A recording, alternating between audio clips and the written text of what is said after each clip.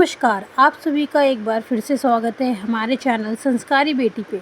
जय श्री कृष्ण। जय कामिका एकादशी की सावन मास की ये पहली एकादशी है। सावन माह की पहली एकादशी को कामिका एकादशी कहते हैं। बार की कामिका एकादशी बहुत ही खास मानी जा रही है क्योंकि इस दिन कामिका एकादशी के दिन पूरे दिन सर्वार्थ सिद्धि योग का निर्माण होने जा रहा है। और इस वीडियो में हम जानेंगे कि कामिका एकादशी का व्रत कब है और कब रखें, क्या है शुभ मुहूर्त एवं पूजा विधि, नियम और महत्व, कामिका एकादशी का महत्व क्या है एवं व्रत का पारण किस तरीके से करें, संपूर्ण जानकारी हम जानेंगे इस वीडियो में। कामिका एकादशी की महिमा विष्णु पुराण में वर्णित है। वैष्णव समाज के लोग एकादशी का पर्व बड़ी धूमधाम से मनाते हैं। इस व्रत को करने से साधक की हर मनोकामनाएं पूर्ण होती है, साथ ही सुख और सौभाग्य में वृद्धि होती है, साथ ही जाने अनजाने किए गए समस्त पाप भी नष्ट होते हैं। इस अवसर पर साधक सच्चे भाव से एवं श्रद्धा भाव से श्री हरि की पूजा और अर्चना करते हैं।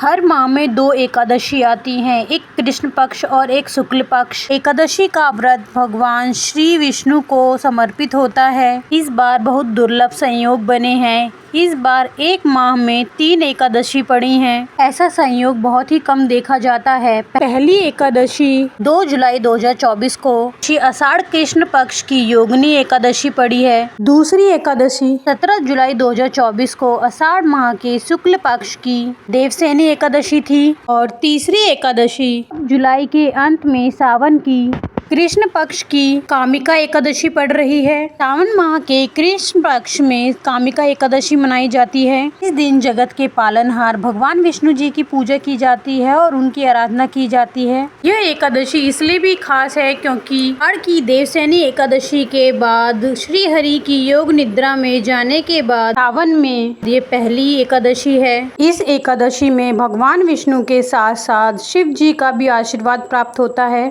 और श्री हरि भगवान विष्णु की विधि विधान से पूजा करने से, अर्चना करने से साधक को मनोवांछित फल की प्राप्ति होती है। सनातन धर्म में एकादशी तिथि भगवान विष्णु को समर्पित है। इस दिन श्री हरि की पूजा की जाती है। साथ ही इस दिन नियमित व्रत और उपवास रखा जाता है। इस दिन भगवान विष्णु की भक्ति भाव से पूजा करने से जीवन के सभी कष्ट से मुक्ति मिल जाती है। साथ ही मृत्यु उपरांत वैकुंठ लोक की प्राप्ति होती है। यह पर्व हर वर्ष सावन माह के कृष्ण पक्ष को कामिका एकादशी मनाई जाती है। ज्योतिषों की माने तो कामिका एकादशी तिथि पर दुर्लभ दुर्भ योग का निर्माण हो रहा है। इस योग में भगवान विष्णु की पूजा करने से अक्षय फल की प्राप्ति होती है। जानते हैं कामिनी एकादशी व्रत किस दिन रखें और शुभ मुहूर्त के बारे में। अगर आप हमारे चैनल पे नए हैं, चैनल हमारा सब्सक्राइब नहीं किया है तो चैनल सब्सक्राइब कर लें ताकि ऐसी जुड़ी जानकारी आपको समय पे मिल सके। चैनल को लाइक करें, शेयर करें। चलिए जानते हैं इस वर्ष 2024 में श्रावण माह के कृष्ण पक्ष की कामिनी एकादशी का व्रत 31 जुलाई 2024 बुधवार को रखा जाएगा। एकादशी तिथि का आरंभ 30 जुलाई 2024 को मंगलवार के दिन संध्या काल 4:44 पर होगा। एकादशी तिथि का समापन 31 जुलाई 2024 बुधवार के दिन संध्या काल 3:55 पर तिथि का समापन होगा। क्योंकि मंगलवार के दिन सुबह सूर्योदय से लेकर दोपहर तक दशमी तिथि रहने वाली है, इसलिए दशमी तिथि के नियमों का पालन मंगलवार को करके 30 जुलाई बुधवार को कामिका एकादशी का व्रत रखा जाएगा। और हमारे हिंदू धर्म ग्रंथों में स्पष्ट बताया गया है कि एकादशी का व्रत उस दिन रखा जाता है इस दिन सूर्योदय होने का समय एकादशी में हो, यानी एकादशी तिथि में हो। तो इस कारण श्रावण मास की कृष्ण पक्ष की कामिका एकादशी का व्रत 31 जुलाई बुधवार 2024 को मनाया जाएगा। सभी ग्रस्त जन, वैष्णव जन सभी इसी एक दिन व्रत रखेंगे। व्रत के नियमों का पालन करते हुए तुलसी के पत्ते भी पहले ही तोड़कर रख लेने चाहिए क्योंकि एकादशी के दिन तुलसी पत्र तोड़ना पाप माना जाता है। जानते हैं शुभ मुहूर्त के बारे में। 31 जुलाई बुधवार को सूर्य उदय का समय 5:57 पर होगा और सूर्य अस्त का समय शाम 7:09 पर होगा।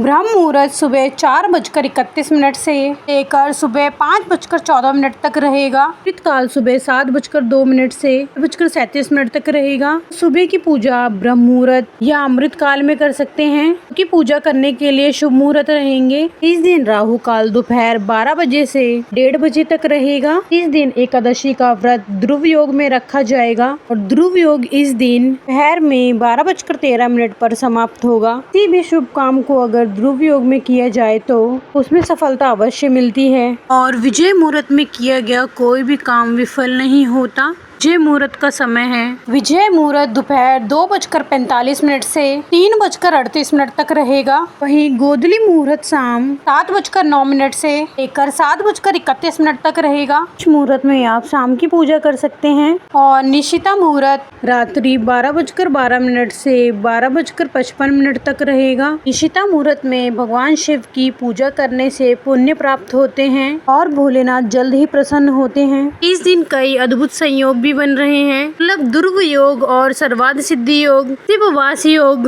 अलव और कौलव के करण के योग, रोहिणी नक्षत्र संयोग, यह सभी योग बहुत ही शुभ माने जाते हैं। द्वादशी तिथि प्रारंभ होगी 31 जुलाई बुधवार को दोपहर 3:56 से और समाप्त होगी 1 अगस्त गुरुवार को दोपहर 3:40 पर। एकादशी व्रत का पारण अगले दिन द्वादशी तिथि को सूर्योदय के बाद और हरिवासर का समय बीतने के बाद किया जाता है। 1 अगस्त गुरुवार को द्वादशी तिथि रहेगी।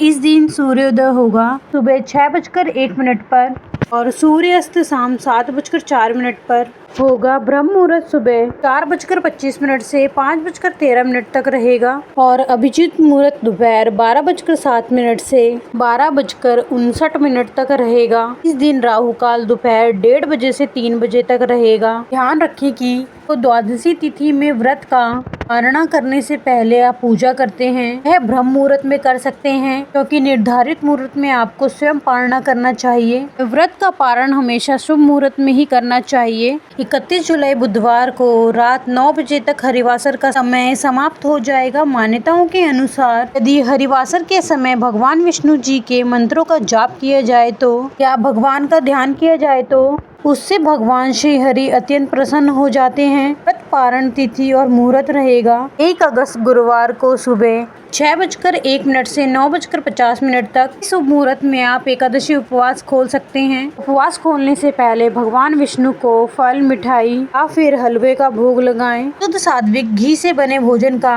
भोग आप लगा सकते हैं। तुलसी पत्र साथ में जरूर रखें और उसी को प्रसाद रूप में ग्रहण करके आप व्रत का पारण कर सकते हैं। इस बार गुरुवार के दिन व्रत का पारण किया जाएगा। ऐसा हो सकता है कि आप गुरुवार का उपवास भी रखते हो। यदि आप दोनों ही व्रत रखते हैं तो आप एकादशी व्रत का पारण गुरुवार को पहले करें। तुलसी पत्र, जल, पंचामृत या केवल फलों से या फलों के जूस से आपको व्रत का पारण करना चाहिए। उसके बाद अगले व्रत की पूजा करके आपको दूसरे व्रत के नियमों का पालन करना चाहिए। अब जानेंगे दुर्लभ ध्रुव योग और शिववास योग के बारे में। अम्बिका एकादशी पर दुर्लभ ध्रुव योग का निर्माण हो रहा है। अम्बिका एकादशी तिथि पर ध्रुव योग 2:13 तक रहेगा। इस योग में भगवान विष्णु और माँ लक्ष्मी की पूजा करने से साधक को अक्षय फल की प्राप्ति होगी, अति शुभ कार्यों में सफलता मिलेगी। दिन सर्वाधि सिद्धि योग दिन भर रहेगा। शिववास योग देवों के देव महादेव अम्बिका एकादशी पर जगत की देवी माता पार्वती के साथ कैलाश में विराजमान होंगे।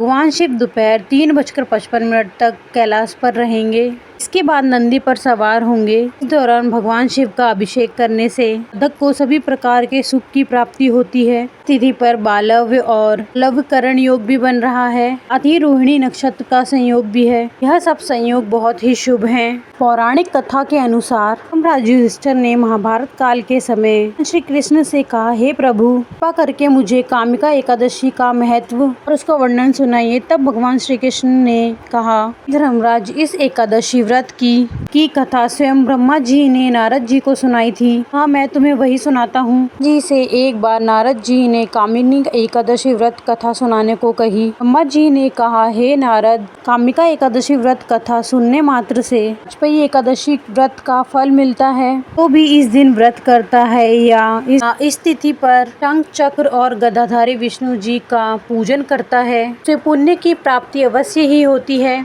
इतना ही नहीं, गंगा, काशी शरण और पुष्कर ऐसी तिथियों में स्नान करने से किसी व्यक्ति को जो फल मिलता है कि भगवान विष्णु की पूजा करने से भी मिल जाता है। जिन लोगों को पापों से डर लगता है ऐसे व्यक्तियों को कामिनी एकादशी का व्रत अवश्य करना चाहिए। कामिका एकादशी व्रत करने वाले भक्तों को योनि में जन्म नहीं लेना पड़ता। स्वयं भगवान ने कहा है, जो मनुष्य सच्चे मन से श्रद्धा भक्ति से आज के दिन भगवान विष्णु की पूजा अर्चना करता है और तुलसी पत्र अर्पित करता है तो उन्हें भी कामिका एकादशी के दिन पुण्य फलों की प्राप्ति होती है। ओम नमो भगवते वासुदेवाय नमः। आपको ये जानकारी कैसी लगी कृपया कमेंट करके बताएं और हमारे चैनल संस्कारी बेटी को लाइक एंड सब्सक्राइब करें। धन्यवाद। ओम नमः शिवाय।